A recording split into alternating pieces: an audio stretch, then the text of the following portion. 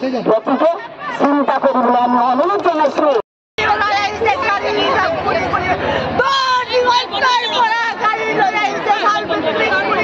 কাপোৰ বিক্ৰী কৰি ওলাইছে সেই মহিলাগৰাকী আজি আমাৰ আগত কিয় আহিব নোৱাৰে, কিয় ভয় কৰিছে, তেওঁৰ কি ভয় আছে, তেওঁ কি সঞ্চালক হৈ নাইছে তেওঁৰ 14 তাৰিখে মন্ত্ৰী মহোদয়ৰ লগত বিষয়ৰ লগত বহাই সঠিক উত্তৰ তেওঁলোকে আনিব।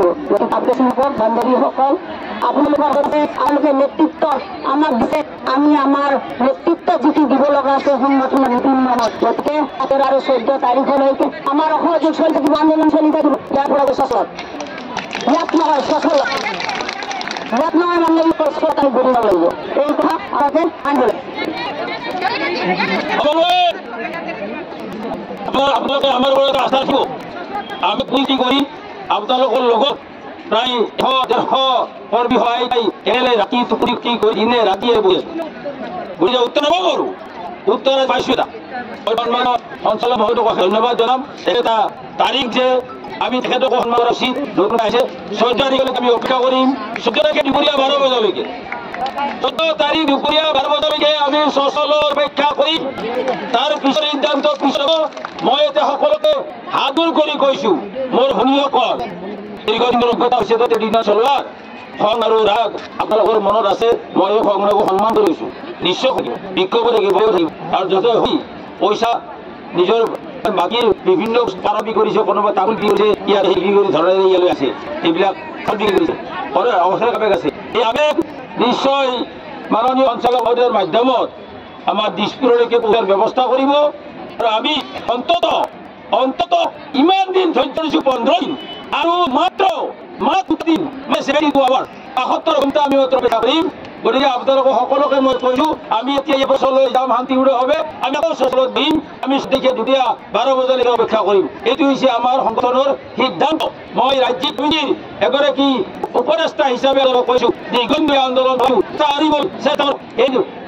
দাবী আদায় কৰিব লাগিব। এই খং কৰিব হয়, দাবীটো আদায় কৰিব লাগিব। আদায় কৰাৰ কৌশলটো আমি শিকিব লাগিব। এই হৈছে আদায় কৰাৰ কৌশল। গতিকে আপোনালোক সকলোকে কৈছোঁ, দাদা আমাৰ আদায় হ'ব। এটা পথ দেখা আছে, এটা ঋণ চিন্তা আমি পাইছোঁ, এটা সেউজ সংকেত আমি পাইছোঁ, দাবী আমাৰ আদায় হ'ব। গতিকে 14 তাৰিখ দুপৰীয়া 12 বজালৈকে আমি অপেক্ষা কৰিব লাগিব। কৈছোঁ আমাকে বলক সচললৈ বলক। কিন্তু আমাৰ এটা আবেদন চৰকাৰলৈ, আমি চৰকাৰৰ পৰা আগৰে আছোঁ স্বেচ্ছাসেৱিকা হিচাপে। আমিতো কিছু মাননীয়ে পাইছোঁ।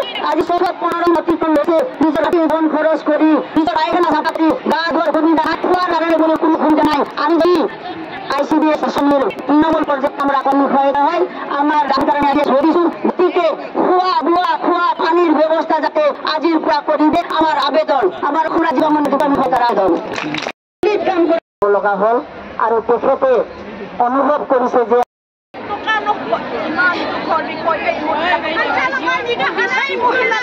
আপোনালোকৰ হয় কথাখিনি অলপ ভাঙি গৈছে, কিন্তু আপোনালোকে যিখিনি বুজিব পাৰে বুজিব।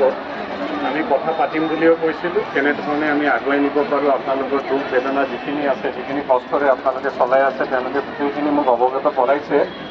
কিন্তু কথা হ'ল এনেকুৱাই যে চৰকাৰৰ লগত যিখিনি কথা, চৰকাৰৰ আমি এটা পাৰ্ট ভাবিছিলোঁ দেৰিকৈ আহিম।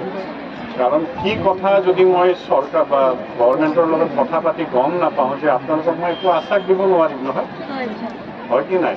আমাৰ ফালৰ পৰা আমি যি কৰিব লাগে আমি কৰিম। যেনেকুৱা তেওঁ বাইদেউসকলে কৈছে যে বহুত কাম বেলেগ দিয়া হৈছে আমাক, সেইখিনি কাম আমি কথা পাতিম, চেষ্টা কৰিম যে আপোনালোকে আৰু বেলেগ কাম যাতে আপোনালোকে বিশেষ কৰিব নালাগে।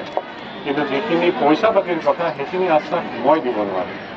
কিন্তু আপোনালোকৰ কথাটো এইটোৱে যে আপোনালোকৰ যিখিনি প্ৰপ'জেল গৈছিল বা তেওঁলোকে কৈছিল চৰকাৰৰ তাত গৈছে, তেতিয়া আমি নিশ্চয়কৈ বহিম বা কথাও পাতিম। কিন্তু যিহেতু আপোনালোকে আজি ওলাই আহিছে, আপোনালোকৰ লগত আচলতে লগ পাব লাগে, কিন্তু এনে পৰিস্থিতিত লগ পোৱাটো একচুৱেলি কাম্য নহয়। কিন্তু আপোনালোক আহিছে, মোক কথা পাতি আছোঁ, ওলাই অহাৰ কাৰণে মই কৈছোঁ মই নিজে আহি আছোঁ তেওঁলোকৰ লগত এবাৰ। এনেও আহিম বুলিয়ে ভাবিছিলোঁ, যাতে এটলিষ্ট সাক্ষাৎ এটা কৰোঁ। আপোনালোকৰ কথাখিনি আমি যাম, নিশ্চয়কৈ আমিও আগবঢ়াই নিম যিখিনি পৰা যায়। কিন্তু আপোনালোকে এনে ওলাই অহাটো দুখজনক আমাৰ কাৰণে, হয়নে? আপোনালোকৰ বহুত কথা আছে মই জানো, আপোনালোকৰ গোটেই বিষয়ববীয়াখিনি কৈছে। আপোনালোকৰো ইমান কষ্টৰে আপোনালোকে এতিয়া থিয় দি বহি 15 দিনে বহি থকা বুলি কৈছে, সেইটো কাৰো কাৰণে কাম্য নহয় জানো।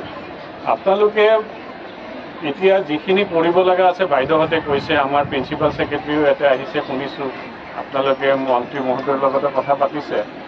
ইয়াতকৈ মই আপোনালোকৰ মুৰব্বী হিচাপেহে মই আহিছোঁ, আপোনালোকৰ আৰু যদি কিবা কথা থাকে ক'ব, কিন্তু ভাবোঁ যে আমি গণতান্ত্ৰিক পদ্ধতিৰে কিবা কথা পাতি আগুৱাই নিয়ালে আমাৰ কাৰণে সুবিধা হ'ব। চৰকাৰৰ লগত যিখিনি আপোনালোকে ডিমাণ্ড দিছে আমি আগুৱাই নিব পাৰিম, কিন্তু এনেধৰণে আপোনালোকে অলপ ধৈৰ্য ধৰক।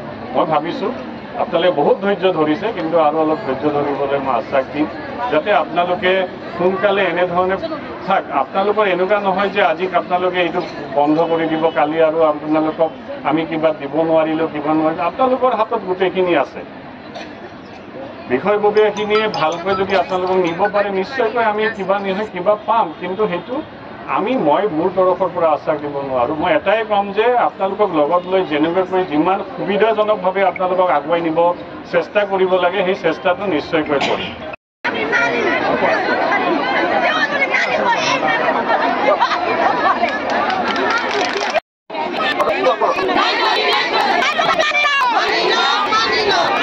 নিজকে সজাই তুলিবলৈ প্ৰয়োজন এযোৰ প্ৰিয় সাজপাৰৰ। ফেষ্টিভেল ব্ৰাইডেল ছেকশ্যনকে আদি কৰি পাৰ্টি গেট আপলৈকে মুঠৰ ওপৰত এযোৰ মন পচন্দৰ সাজপাৰৰ বাবে চিন্তা কিহৰ। সাজপাৰৰ লগতে উপলব্ধ গহনাও। তাতোকৈ ভাল খবৰ, লেডিজৰ লগতে জেন্টছ আৰু কিডছৰ ছেকশ্যনো উপলব্ধ। আপোনাৰ কাষত গীতা থ্ৰিলছ ক্ৰিয়েশ্যন। যোগাযোগ নম্বৰ 7638886024।